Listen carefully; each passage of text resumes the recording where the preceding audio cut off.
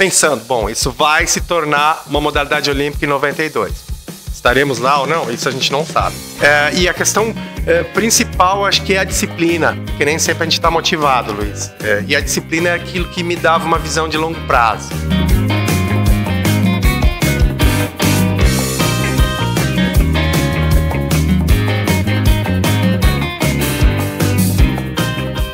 Salve, salve, moçada do esporte, tempo todo, esse projeto aqui na Casa da Terra Vermelha, voltando a casa, semana passada no estádio 19 de outubro, com o Paulinho Santos, algumas à distância e hoje de novo com uma grande presença aqui, uma entrevista presencial com um campeão olímpico, um medalhista, de um esporte que a gente sabe que alguns praticam aqui na cidade, descem o rio Ijuí, mas que eu não trouxe ninguém ainda.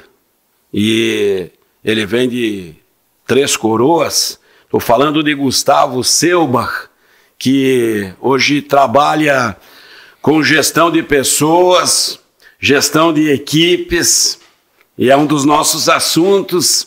E também eu gostei do termo aqui, de analista comportamental. Isso não é pouca coisa, Gustavo. Muito obrigado por vir até aqui na esquina da 12 com a José Bonifácio e nos atender nesse projeto que é ouvir pessoas ligadas ao esporte e que tenham algo a dizer. Eu que agradeço pelo convite, Luiz. É um prazer estar falando aqui contigo, compartilhar um pouco aí das histórias do esporte e a relação que tem hoje o esporte teve com o meu desenvolvimento enquanto pessoa e hoje trabalhando nessa área então de desenvolvimento de equipes e pessoas, analista comportamental. Eu também trabalho com comunicação, comentarista da Sport TV, da modalidade de canoagem. Eu tenho também um boletim esportivo numa rádio regional, falo sobre desenvolvimento humano nessa rádio.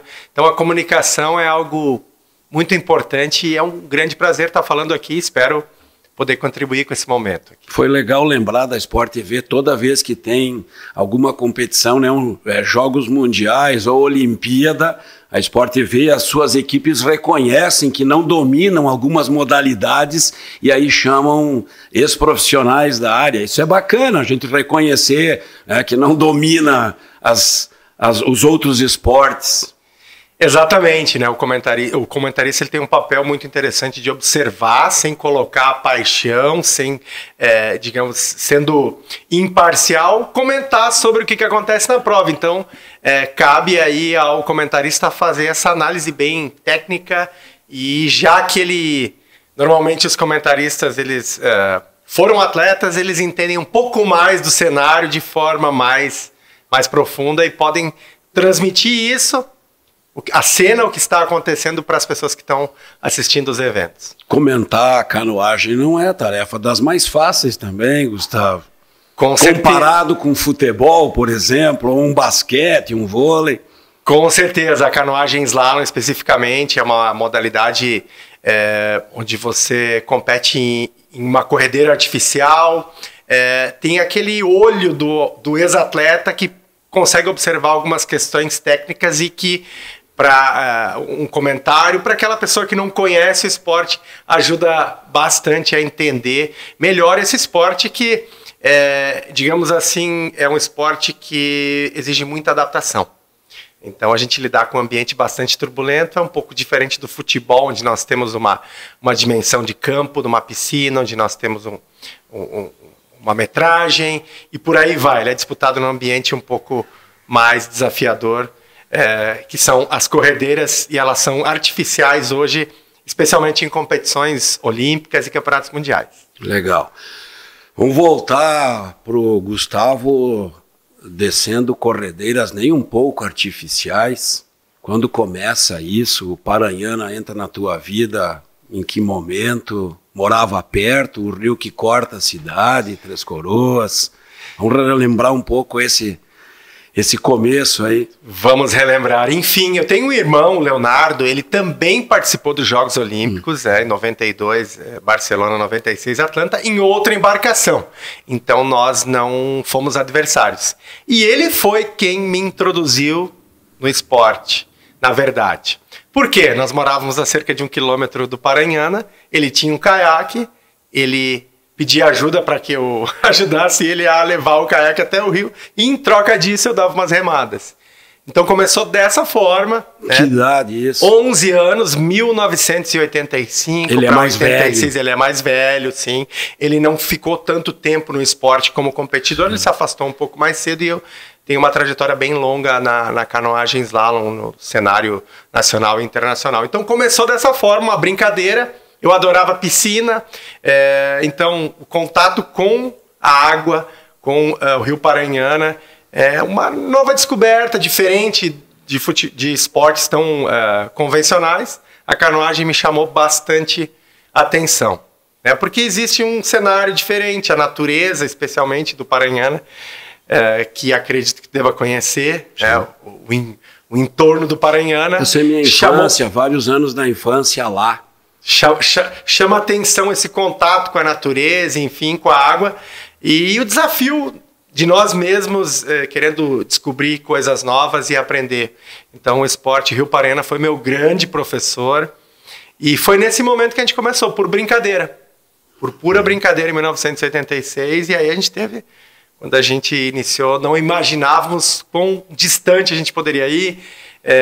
Não sonhávamos em participar de eventos internacionais, enfim, e a coisa acabou acontecendo. Então começou em 86, depois que a gente descobriu que poderia ir além, aí a gente começou uma fase de preparação um pouco mais forte. Mas não fazia parte daquele entorno dos clubes de remo do Guaíba, nada disso. Três Coroas era distante da capital também no remo, ou principalmente no remo. Bastante distante.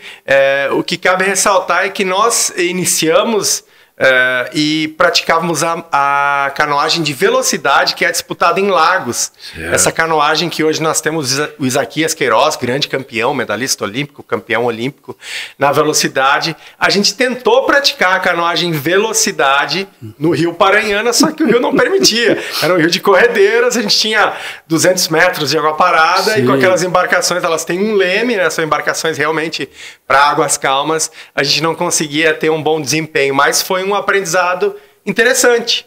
E depois, em 88, a gente começou a migrar para a modalidade de canoagem slalom, uma descida de corredeiras com as portas, onde o canoísta deve passar por meio daquelas balizas que estão suspensas sobre o rio.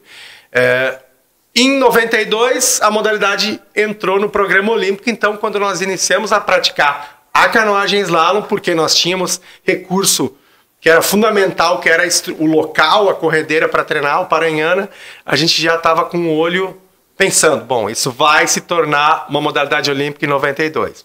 Estaremos lá ou não? Isso a gente não sabe. E aí a gente trabalhou muito enquanto clube, mesmo com uma estrutura pequena, a Azteca, Associação Três Coroas de Canoagem, nós tínhamos uma estrutura bastante modesta, só que, no entanto, era a sensação da cidade. A canoagem é um esporte novo, grandes festivais aconteceram lá. Claro que era um momento diferente, existia muito a parte cultural, digamos assim, shows de rock, enfim, bandas nacionais. E era toda literalmente uma muvuca em Três Coroas no período de competição. Então a gente teve uma grande visibilidade. Embora a estrutura fosse pequena, a gente fez bastante esforço e tivemos apoio das várias gestões aí que comandaram o município, especialmente no início aí da década de 90 a 2000 e alguma coisa. Puxa vida, mas é um intervalo curto, se você vai pensar até chegar nos Jogos Olímpicos, né? É um intervalo pequeno para... Prematuro, eu diria bastante prematuro. Pensar que se inicia uma modalidade, a prática de esporte 6 anos depois está participando de Olimpíada. Isso, e não é a regra, né? Não é a regra, e ainda mais porque nós não começamos com essa intenção. Claro que depois que a gente descobriu que treinando bastante, se esforçando, e embora a modalidade ela é individual, a canoagem slalom, a gente tinha uma equipe forte, nós treinávamos juntos. Eu acho que esse foi o grande fator que acelerou esse processo. Nós tínhamos gente nova, com vontade de vencer, com vontade de aprender, com vontade de competir, de viajar. Então foi uma grande oportunidade. Eu sempre destaco que a primeira viagem internacional que eu fiz, Luiz, eu tinha 14 anos. Fui para a Europa, naquela época não tinha caído o Muro de Berlim, enfim, então faz bastante tempo. E depois que eu viajei, conhecer o mundo real, e poder competir... Já com o agasalho do Brasil. Já com o agasalho do Brasil. Poder competir no exterior, jamais imaginei que isso pudesse acontecer comigo. E quando a gente entendeu que estava ao nosso alcance, vamos treinar e trabalhar. Aí a gente expande a zona de controle e entende que a gente pode mudar a história, pode construir uma história bacana. Certo. Bom, como guri, né? A juventude ali aflorando... Teve que se privar de um bocado de coisa. Imagino que isso entra, né, nas tuas falas, né, com diferentes públicos, mas eu queria te ouvir sobre isso também. O atleta Gustavo, né, em relação a vida real, né? O mundo real. E sabendo que precisava cumprir um roteiro de treinamentos, algo que... Era uma novidade também para ti, para chegar no alto nível, né? Para mim e para minha família. Eu, no melhor momento da minha trajetória, eu estava trabalhando, treinando e estudando. E realmente, eu vinha conversando na viagem para cá com o Diego, falando sobre os pilares que eu consegui construir, que me fizeram permanecer tanto tempo no esporte e aprender tanto com ele e usar isso hoje para desenvolver pessoas. A família, a sociedade, o esporte e o trabalho. Então essas coisas para mim sempre foram muito importantes. Um equilíbrio naquilo que se faz. Eu sabia que no momento de trabalhar eu tinha que focar no trabalho. A hora que estivesse treinando, treina pesado. Tinha uma vida social bastante inclusiva na sociedade transcoroense da região, sempre gostava muito de conversar, encontrar pessoas, eventualmente saía. E a questão principal, acho que é a disciplina, porque nem sempre a gente está motivado, Luiz. E a disciplina é aquilo que me dava uma visão de longo prazo. E tu já era um cara, um guri disciplinado? Seguia um método, alguma coisa assim? A gente aprendeu muito com pessoas que passaram por Três Coroas, atletas internacionais, técnicos que foram dando as orientações. E aí nós somos de descendência alemã, né, Luiz? Fica mais, digamos assim, a gente tem uma forma de trabalhar que a gente procura disciplina. Sim é sim, não é não, né? Sim é sim, não é não. A gente é um pouco teimoso, né? No bom sentido. E lógico que tem método para isso também. Sim. Então várias pessoas ajudaram. E por ser um esporte que não tem um confronto direto, em muitos eventos internacionais, as pessoas vinham cumprimentar a gente pela forma como a gente estava competindo. Nós éramos chamados de os meninos do Brasil. Então isso impactou bastante. E o mundo real, a vida era trabalhar, treinar, estudar e enfim, seguir em frente. E fazer bem, fazer da melhor forma aquilo que tivesse ao nosso alcance. E a gente vai aprendendo com o tempo. A maior dificuldade não era no período que já estava treinando há um tempo. Era quando voltava de viagens, dava uma pausa de um mês, depois tinha que recomeçar tudo de novo. Ou seja, vamos voltar a treinar. Sim. Então eu trabalhava muito bem essa questão de organização minha. Por quê? Porque eu sabia que tinha períodos que tinha mais trabalho, então eu sabia que eu tinha que usar energia para o trabalho, outros que tinham provas na faculdade, tinha que estudar um pouco mais, e outros que eu disse, não, agora é para o esporte. Então eu consegui trabalhar isso bem. Lógico, aquele nível hoje... não é permitido tu estudar, trabalhar, treinar e competir no nível internacional. Mas na época me ajudou bastante. Então eu tinha isso muito bem organizado. Eu acredito que o planejamento me ajudou bastante. Gustavo, e quando começam a pendurar medalhas no teu peito, meu? Pois eu lembro até hoje da primeira medalha que eu ganhei. Foi uma medalha de 5º lugar no campeonato municipal. Isso foi em abril ou maio de 86. Então, essa medalha eu não esqueço, é uma medalhinha de campeonato municipal, e que serviu de combustível para eu seguir adiante e tentar conquistar outras coisas. E eu acho que esporte, eu acredito muito que o esporte, ele te dá uma autoestima elevada, e não é questão de vaidade ou arrogância. Ele faz a gente descobrir aquilo que a gente tem como ponto forte. E eu procuro, digamos assim, no meu trabalho, utilizar isso de forma consciente. A gente tem uma tendência, eventualmente, a se sabotar e achar que não vai dar. Mas a gente deve pensar no que a gente fez no passado e acreditar que a gente pode fazer ainda melhor no futuro. Então, medalhas foram conquistas muito importantes e as histórias que ficam complementam essa trajetória. E até falando aqui para ti, assim, eu fico um pouco emotivo, emocionado, porque me veio um filme na cabeça de tantas coisas boas. E eu até hoje, eu parei de competir em 2015 e até hoje eu sonho, eventualmente, que eu estou competindo em alto nível. Mas eu, desde 2015 para cá, quando eu abandonei a competição, eu não entro no caiaque. Eu acho que eu entrei 10, 12 vezes no máximo. É mesmo? Eu tenho uma associação muito forte. Pendurou mesmo? Pendurei e já era, né? Mas foram muitas conquistas, medalhas. Sim. E tem um momento que a gente também passa por um ressignificado na vida da gente e a gente segue adiante, né? Assim como a gente se abastece de conquistas que te motivam, que te dão aquela gana de seguir adiante, a gente também entende que utiliza a razão, né? A gente casa, os filhos aparecem, a gente assume outras responsabilidades. E casualmente eu estava falando essa semana com o meu filhote, o Gabriel, e ele pediu quantas medalhas de primeiro eu tinha. Eu disse, olha, eu acho que eu tinha umas 40, 50, 60. Ele, nossa, tudo isso, pai. E me veio na cabeça, através dessa pergunta que tu fez, eu fiquei refletindo sobre isso, né? Foram várias vezes que foram colocadas medalhas no meu pescoço. E eu sempre não me considerei um atleta explosivo, muito mais um cara estrategista, um cara capaz de lidar com situações mais difíceis, com pressão, né? Sem fazer nada de extraordinário, mas tendo consciência de que sempre eu competi dando o meu melhor e fazendo o meu melhor. Eu posso dizer que em 95% das provas eu consegui expressar tudo que eu fazia no treino, na prova, ou até melhor do que nos treinos. Tá, e só para não deixar passar, e a gente já acaba elas se interlaçam, né, as questões ligadas ao esporte e à tua atividade hoje, né, para a gente já entrar também nesse assunto, que é muito bacana, porque Rogério, que te trouxe aqui, já atuou nisso também, lá na universidade, agora também. Gestão de pessoas, né, não é uma tarefa das mais fáceis, né?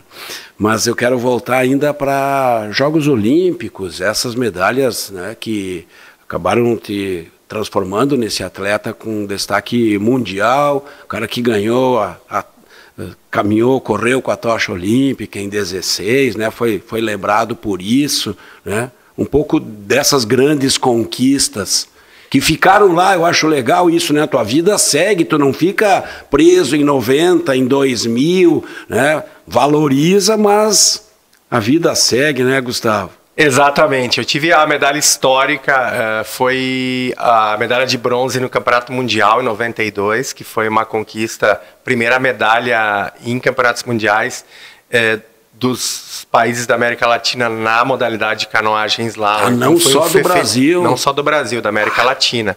Foi a primeira medalha, um terceiro lugar, e foi conquistado por 11 centésimos. Eu estive 11 centésimos à frente do quarto colocado, então foi por um pequeno detalhe. Ali eu acredito que tenha sido o grande divisor de águas. Lógico, eu já havia conquistado o Campeonato Brasileiro e Sul-Americano, mas aquela medalha ali ajudou bastante, né? Eu tive uma trajetória, digamos assim, bem prematura. Eu acredito que eu fui bastante obstinado, determinado a chegar na primeira posição do ranking nacional. Isso aconteceu logo em 89. Eu tinha 14 anos, eu ganhei o Campeonato Brasileiro Absoluto em São Paulo, e dali eu tive uma conquista de 19 títulos nacionais absolutos. Não conquistei o 20º, porque nós tivemos aí o meu grande adversário, Pedro Henrique Gonçalves, que foi sexto nos Jogos Olímpicos Rio 2016, ele em 2011 se tornou o campeão brasileiro absoluto, e a partir dali eu não consegui mais vencer no geral. Mas tu teve uma sequência de 19 títulos, acho que em 1 ou 2 anos eu acabei não vencendo. Foi bastante coisa, era difícil ganhar do Gustavo. porque eu era um cara muito frio na hora da competição, estrategista. E isso me ensinou bastante a lidar com situações mais difíceis. E foram dezenas de medalhas e coisas que também não aconteceram, né? Classificação para Jogos Olímpicos. Eu fiquei de fora de outras 3 edições de Jogos Olímpicos por muito pouco e aprendi muito com isso também. Então tem aquelas conquistas que me ensinaram muito no esporte e os insucessos também me ensinaram tanto quanto. Então foi uma trajetória muito bacana. E o que o esporte me proporcionou, né? Poder viajar, conhecer tantos países, tantas pessoas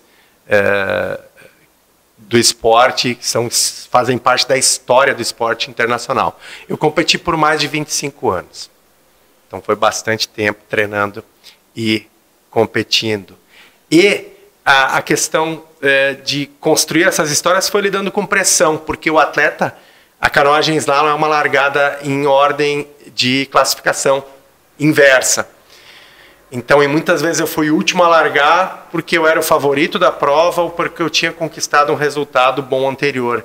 Então, quando você observa os outros largarem na tua frente, tu entende como que tu pode te posicionar estrategicamente. Faz uma leitura. E isso, ao mesmo tempo que é muito bom observar o outro, pode servir como pressão. Sim. Então, na pressão eu sempre consegui me dar bem. Eu acho que tem grande parcela dessa forma de lidar com situações mais difíceis que me ajudaram a conquistar tantas coisas. E prêmios de reconhecimento fora d'água também. Eu fui 5 vezes escolhido o melhor atleta da modalidade pelo COB.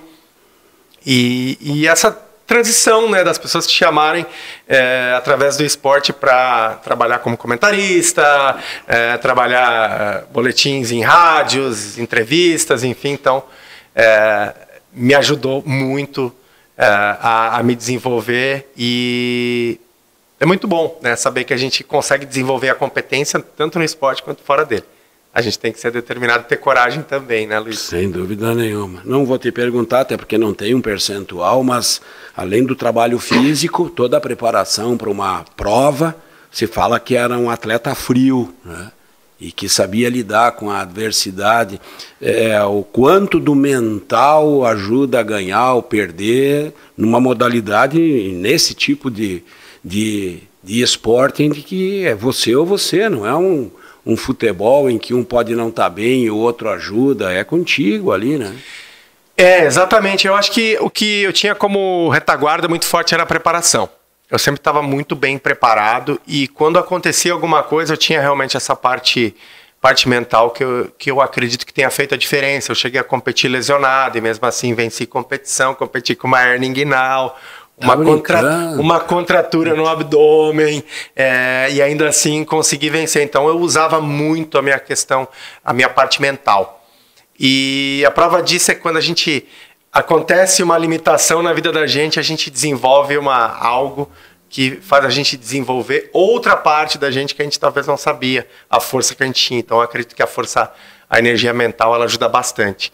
Diria que 60% a 70% a questão mental e do momento da competição faz uma grande diferença. Tem atletas de treino e tem atletas de competição. Isso. E tem aqueles que sabem trabalhar bem em competição, bem em treino e seguem com essa mentalidade, né? A gente vê em qualquer modalidade isso, né? Tantos jogadores de futebol, outras modalidades que muito bons em treinamentos e eventualmente na hora que o bicho pega não consegue desempenhar. Isso. Então essa mentalidade a gente acaba desenvolvendo, aprendendo e entendendo que se a gente não souber lidar com isso, a gente não vai ter resultado. Simples assim. Essas lesões são características de quem pratica canoagem ou do nada? Claro, uma hérnia é pelo esforço repetitivo, né? Mas... eu tive lesão de ombro, tive uma contratura, ombro, né? A subluxação, que não é a luxação completa, ou seja, o ombro se desloca e volta rapidamente para o lugar, felizmente. Isso aconteceu 3 semanas antes dessa medalha de bronze no Mundial. Uma situação muito desafiadora, digamos assim. A gente saímos de São Paulo para ir para a Europa e a última prova da temporada era os Jogos de Barcelona. E na primeira competição na França, eu tive essa subluxação no ombro. Praticamente 4 dias de Europa, e quando aconteceu aquilo eu pensei, meu Deus, acabou minha prova, acabou minha temporada, não participo de Jogos Olímpicos. E não, 4, 5 dias depois dessa lesão, lógico que eu não pude competir, enfim, mas 3, 4 dias depois eu senti que a coisa estava melhorando e voltei para a água e segui competindo, aí 3, 4 semanas depois a medalha de bronze na Noruega. Eu já tinha deixado para trás aquele medo, né? Eu sabia que não tinha mais nada a perder e consegui esse resultado que foi surpreendente. Então foi um momento, digamos assim, mágico da minha carreira, quase que algo sobrenatural, algo diferente que aconteceu e que eu lembro com muito carinho e sou muito grato por isso, porque foi um momento difícil, né? Foram 2 extremos. E felizmente terminou da melhor forma possível, né? Seria um sonho pensar que eu teria conquistado a medalha com aquela lesão. Então a gente constrói a nossa trajetória com pequenas ações, né? E a cabeça da gente muitas vezes é o grande comando, né? A gente tem que utilizá-la muito bem. Sem dúvida. Falou do irmão Leonardo, que foi quem te colocou na água, né? Levava o caiaque para ele.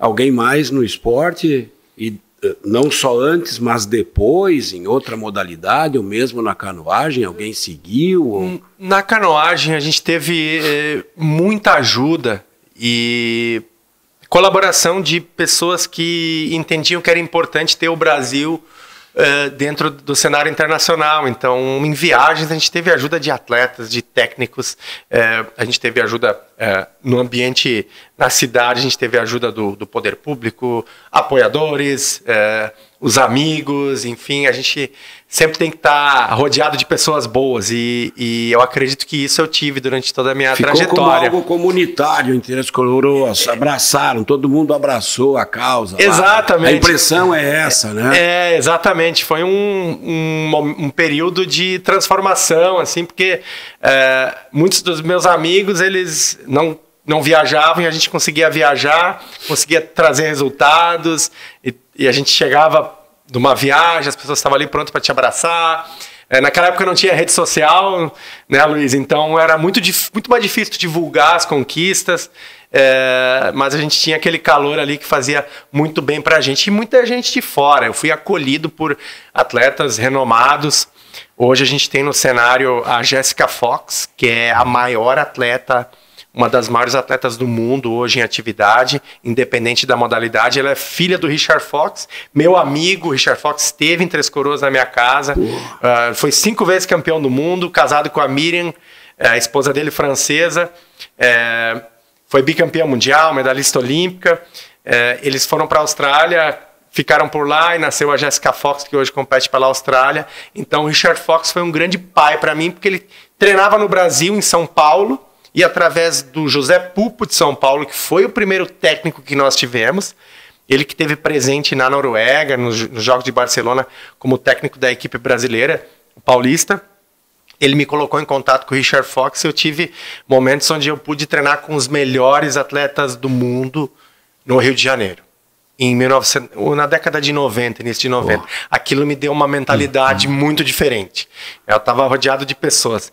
Richard Fox, 5 vezes campeão do mundo. A Miriam Jerusalem, que foi campeã olímpica em Barcelona, da Alemanha. O marido dela, Melvin Jones, colega do Richard Fox, campeões mundiais por equipes diversas vezes. E tanta gente boa ali. Então, quando tu está realmente próximo dessas pessoas, tu cria uma mentalidade diferente.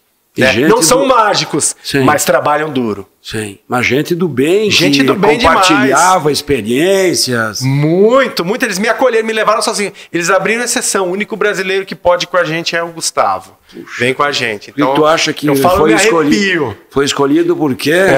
O Richard Fox me conhecia um pouco, ele sabia o quanto que eu trabalhava duro. Então, acho que outras pessoas tiveram essa oportunidade e talvez ele olhou para o lado do desempenho, da vontade de ir mais além e acabou me chamando. Então foi uma transformação na minha vida Eu lembro que eram várias nacionalidades diferentes e nós, quando sentávamos na mesa para conversar numa cidade do interior do Rio de Janeiro, eles falavam, falava alemão, falava francês, falava inglês e no final parecia que eu já entendia tudo que eles estavam falando na roda de café da manhã. Foi uma coisa assim muito, muito marcante para mim, né? Foi um retiro, contato com mais ninguém, não tinha telefone celular, nada. Eu estava lá para treinar, fiquei 10 dias com eles e aquilo acho que foi uma pequena virada que fez eu seguir adiante e buscar resultados cada vez melhores, melhorar como atleta. Porque a gente tem que... Não adianta ter o resultado, a gente tem que ter a ação que gera esse resultado, né? O resultado é consequência de boas práticas. Tu te defendia ou te defende no alemão? Alemão muito pouco, né? Eu passei um tempo... Teve um período que a gente ficou 45 dias, acho que na Alemanha. É um pouco mais de difícil, casa, né? Nada. De casa, muito pouco. Eu gostaria de ter aprendido mais em casa. Faltou curiosidade para aquilo. Todo mundo fala isso, Faltou curiosidade para aquilo, Luiz. Muito bom. Tua qualificação. Tu disse, eu estudava, eu treinava, eu tinha meus compromissos lá. Tu te qualificou em quê? Eu sou bacharel em administração, tenho um MBA em gestão empresarial. Aí eu fiz uma capacitação como facilitador para treinamentos corporativos. É uma série de cursos, estudando sempre. Teve uma pós que eu fiz online, acabei nem me formando, nem me certificando. Enfim, acabei não fazendo o trabalho de conclusão, mas foi um aprendizado interessante sobre gestão de pessoas. E o pé na estrada, ele também é muito importante. Trabalhar e lidar com o mundo real. A teoria é muito bacana, mas o mundo real é mais desafiador. A gente tem outro tipo de digamos assim, de percepção, né? E lógico, quando a gente dá uma entrevista, faz um trabalho como comentarista, a gente sempre desenvolve a nossa comunicação. E para esse tipo de trabalho é fundamental a gente conseguir se comunicar bem. Para alguns é uma grande dificuldade, para mim era no começo, então eu treinei, me desenvolvi e consigo, digamos assim, melhorar a cada dia nessa parte de comunicação, que ela é fundamental. E comecei essa parte, digamos assim, de desenvolvimento, de interações, com palestras voluntárias. As pessoas me chamavam para contar um pouco da minha história, claro que de forma pouco estruturada. Sim. A partir daí comecei a perceber que a gente pode ajudar as pessoas, pode trabalhar, eu posso compartilhar minhas experiências e, lógico, trazendo método para isso, e a gente pode ajudar as pessoas, né? Começou por aí. Vamos lá, que é o que te trouxe a Ijuí e a Santa Rosa, né? Eventos na Unijuí, tem girado pelo estado, tem andado fora dele. Pouco dessa tua agenda, Gustavo. Como os nossos trabalhos são presenciais, o período de pandemia foi bastante desafiador. Então, estamos retomando de forma bastante... Esses últimos 3, 4 meses aí têm sido bastante intensos. E esse trabalho que nós estamos fazendo aqui é um trabalho em parceria com o Diego Mafazioli, é um especialista da agilidade, métodos ágeis, e não só métodos, mas o pensamento. Ele tem grande conhecimento e a gente percebeu que a gente poderia se complementar, trazer conhecimentos diversos, visões diversas e somadas, a gente pudesse promover uma experiência importante para essas pessoas em Santa Rosa e em Juí. Então, é um desafio, né? É sempre trabalhar com pessoas, cada turma é diferente, cada equipe é diferente, e eu procuro trazer daí a questão do esporte. Para a gente lidar com essas questões, a gente precisa estar preparado, e a gente se preparou bastante e bem para atender bem o pessoal aqui e promover uma experiência interessante. Muitos trabalhos também pontuais com o rafting em Três Coroas, que é uma interação muito bacana para trabalhos em equipe. O rafting é uma experiência bem vivencial e desafiadora. Para alguns é um pouco mais, né? Quebram os medos, enfim, quebram algumas barreiras e é bem interessante. Então o rafting ele tem também esse poder de fazer com que as pessoas colaborem. E esse é o grande desafio das organizações, né? Colaborarem não num ambiente estável, mas num ambiente turbulento. Sim. Assim como no começo da entrevista eu percebi, né, brilhando teus olhos ao falar como atleta, nessa segunda metade também passa a impressão que tu curte muito fazer isso que te trouxe aqui a Ijuí, que te levou a Santa Rosa. Tô correto? Tô enganado? Não vai dizer que tô enganado, né? Mas um pouco mais sobre, falou em método, daquele Gustavo que fazia palestra para alunos em escolas, né? Essa capacitação e a satisfação de poder expor e muitas vezes mudar, né, o caminho de alguém. Exatamente. Eu tenho uma frase que eu uso, digamos assim, uma missão, encorajar as pessoas a tomar diferentes decisões em situações de desafio que gerem melhores resultados para elas e para as organizações das quais elas fazem parte. Então, acho que é isso. Eu fui um empreendedor do esporte, nem todo mundo vai acreditar naquilo que a gente pode fazer, mas se está claro para a gente, se a gente tem essa vontade de transformar, isso começa pelo indivíduo. Então, acho que esse é sempre a mensagem que a gente quer passar. Uma organização, ela tem um CNPJ, mas composta por CPFs. CPFs bons e fortes vão fazer uma organização forte. E isso preciso ter coragem para isso também. Então, trabalhar com gente é isso. Tem método, sim, a gente procura, além de ter a questão de, sim, influenciar, fazer, de fato, as pessoas pensarem diferentes. A gente tem um mundo totalmente diferente. Há 5 anos atrás, ele era diferente do que é hoje. Daqui a 5 anos, daqui a 2 anos, ele vai ser diferente. E a gente tem que estar sempre bem preparado, né? E acho que talvez essa seja a grande mensagem que a gente procura passar, né? Ser inquieto, curioso. A gente, quando é criança, a gente está sempre perguntando as coisas, por quê? E essa curiosidade, ao longo do tempo, a gente perde, mas a gente deve seguir sendo curioso e aprendendo. A gente pode aprender muita coisa sempre. E é um desafio, trabalhar com gente, sim, sempre é um desafio.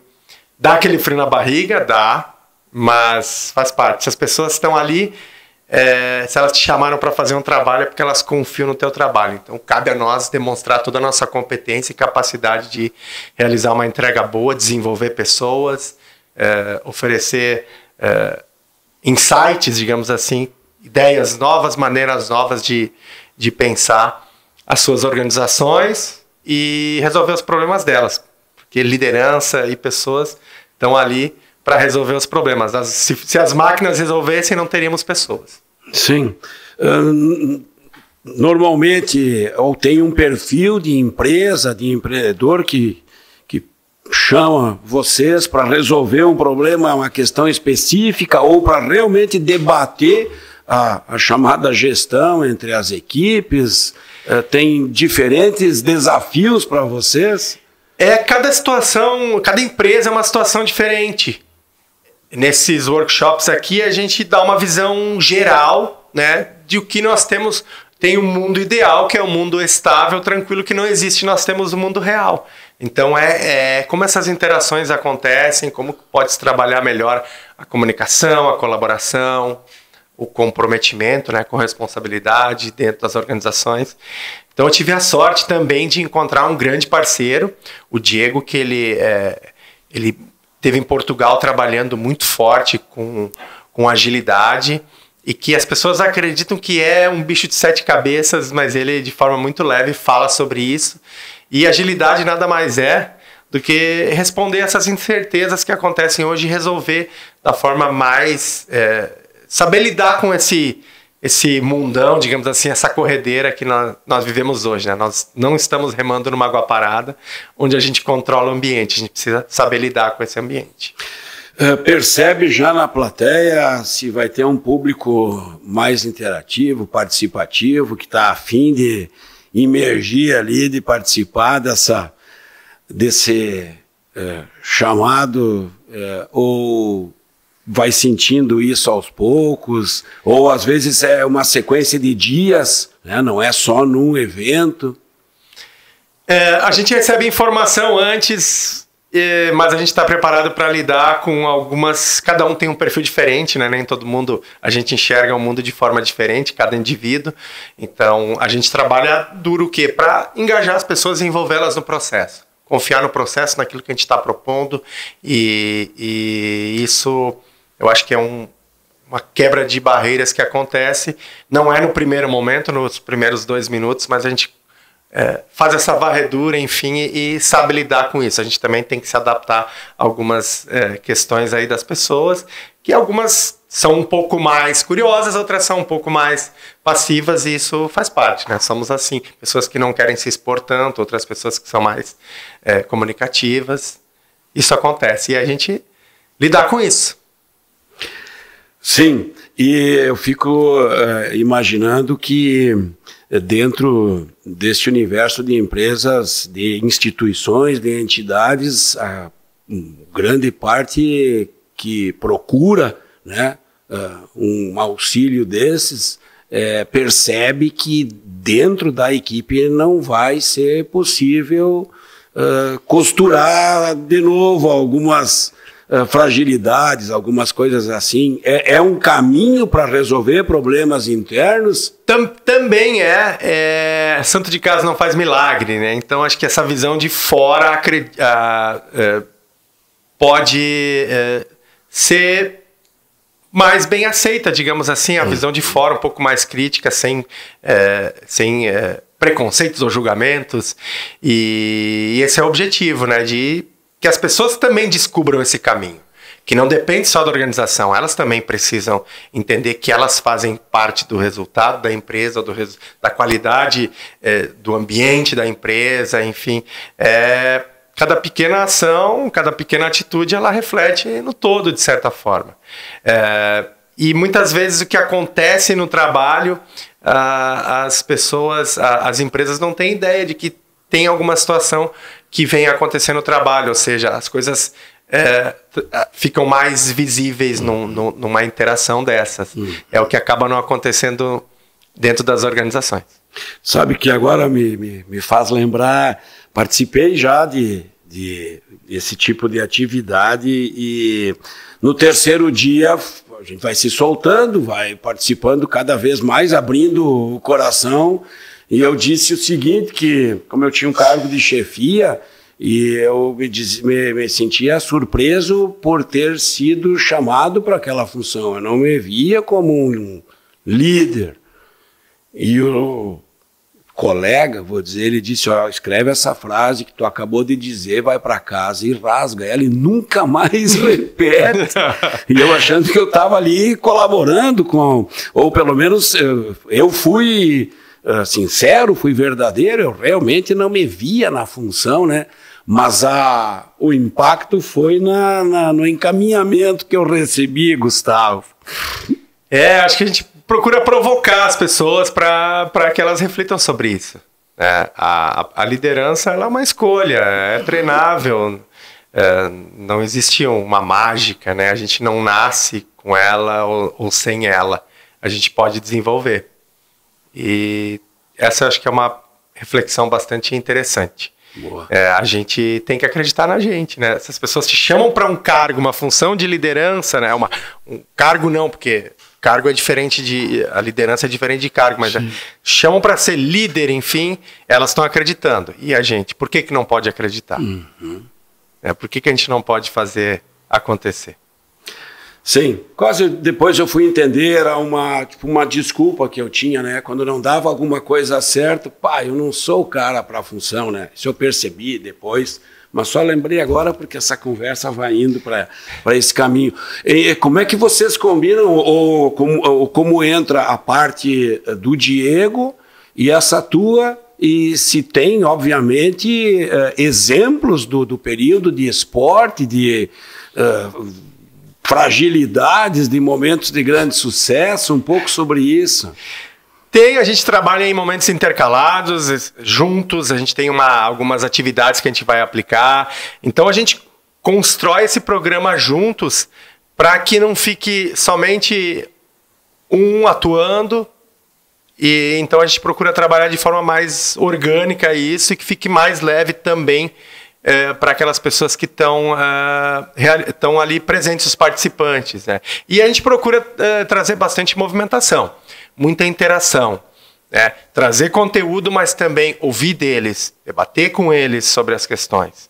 Então, essa mensagem a gente quer sempre passar para eles nesse sentido, de que essa interação, ela muitas vezes é mais produtiva do que tu ficar lendo somente expondo um conteúdo, né? Faz eles interagir, porque o mundo real é assim. E aí, claro, é um ambiente de bastante segurança, de respeito, enfim, e proativa curiosidade, um ambiente onde as pessoas sintam-se livres para compartilhar suas percepções aí, de acordo com os desafios que a gente propõe ao longo desses encontros. Recursos humanos, dependendo da faixa etária, tem uma conversa específica com cada um. Essa gurizada que está chegando para o mercado de trabalho é diferente de quem já tem seus 40 anos. Com certeza, e um não exclui o outro, muito pelo contrário. Acho que é uma complementariedade. A geração nova chega com um pouco mais de velocidade, é um pouco mais acelerada, mas tem aquela pessoa que tem uma experiência grande que pode contribuir. Então, a grande arte eu acho que é essa, porque a expectativa de vida aumenta, as pessoas se mantêm mais tempo no mercado de trabalho. E isso é a realidade que nós temos. Então, é o papel da liderança e das pessoas mesmo entenderem como que elas podem se complementar. Se a gente fosse todo mundo igual, as empresas não resolveriam seus problemas. E acho que a diversidade é que faz essa grande diferença, né? A diversidade da forma mais ampla possível. Eu acredito muito que isso faça uma grande diferença nas organizações, né? Uma organização, um time de iguais também não iria servir muito bem para lidar com o mundo que nós temos hoje. Tem um amigo que trabalha num veículo de imprensa de porte e ele fala, puxa vida, vem cada guri ótimo, né? Os caras são muito bons, eles têm muita informação. O problema é que eles acham que inventaram o jornalismo, né? Então, é isso, é se relacionar com essa moçada, a gente que tem 50, quase 60, esse desafio diário, né? Em grandes redações, tu convive de tempos em tempos, imagina o que é a cobertura de uma Olimpíada, fazer aquelas estrelas se entenderem, não é, Gustavo? É uma forma de se comunicar diferente e muitas vezes o que está claro para a gente, que a gente está transmitindo, não está claro para o outro. Então, as gerações se comunicam de formas bastante diferentes, né? Alguns mais por mensagem e outros gostam de olho no olho, de conversar e escutar. Então, essa é um desafio também, né? As organizações saberem lidar com isso e também entender que tem espaço para todo mundo. Essa que é a grande verdade. Tem espaço para todo mundo. O que é preciso é ajustar algumas coisas, alinhar, e isso é um trabalho que não termina nunca dentro das organizações, né? Entra uma pessoa nova, muda a dinâmica. Seja ela uma pessoa mais experiente, uma pessoa nova, muda a dinâmica toda e é preciso estabelecer novos compromissos e acordos para que a equipe trabalhe bem. Há pouco tu disse do permanente aprendizado, né? Teve que corrigir algum rumo, mudar o caminho de alguma fala em função dos novos tempos agora, né? De 5 anos para cá, de 3, não é mais assim, agora já tem que ir por esse caminho, algo nesse sentido também. Sim, a gente porque sempre... nada mais demora 10 anos para mudar, nem 5. Tudo muda muito rápido. Sim, a gente tem que rever sempre, estudar bastante, entender o mundo, olhar para o conteúdo, mas também olhar para o mundo real, aqueles casos próximos, e poder trazer sempre exemplos importantes e que ilustrem a realidade. As organizações, elas são distintas daquilo que elas fazem, porém, muitas das questões problemáticas são muito parecidas, né? é essa própria interação com as pessoas, não é problema de tecnologia, enfim, é a comunicação, a dinâmica, os objetivos que são dados para as pessoas dentro das empresas, né? As pessoas precisam de direcionamento, precisam saber para onde que estão indo. Isso é uma revisão constante. Muito é uma bússola. Aí as pessoas precisam de uma bússola apontando para o norte. É para lá que nós estamos indo. Bom, o caminho a gente vai ter que construir, mas é para lá que a gente tá indo. Vamos procurar se desviar o menos possível. Muito bom. Pô, te agradecer por ter vindo até aqui, disponibilizado esse tempo. A ideia do tempo todo ela é recente, já vinha, né, em gestação há mais tempo, mas entrou no ar esse ano, e sempre legal quando, né, como fez o Rogério aqui, de lembrar, Rogério Hansen, que já foi entrevistado aqui, de lembrar, puxa, eu tenho um cara para o canal, e se isso aconteceu é porque eu acho que a gente está no caminho. Que bom que tu veio até aqui, 23, se a gente não se enxergar mais, de muito trabalho, de muitas alegrias também na tua vida. Te agradeço por ter me atendido, respondido algumas perguntas aqui, tá bom, Gustavo? Muito obrigado, eu que agradeço o espaço, eu espero retornar para cá mais vezes. A gente está fazendo um trabalho que a gente quer retornar muitas e muitas vezes, e quem sabe a gente volte a conversar novamente ou se rever em breve. Então, desejo também um ótimo 23, muito sucesso, né? E vamos em frente. Gustavo Selbach, a atração hoje aqui, o presencial na Casa da Terra Vermelha, aqui na 12 com a José Bonifácio. Compartilhem, curtam, nos critiquem, ou enfim se manifestem. Eu só tenho vocês. Até a próxima.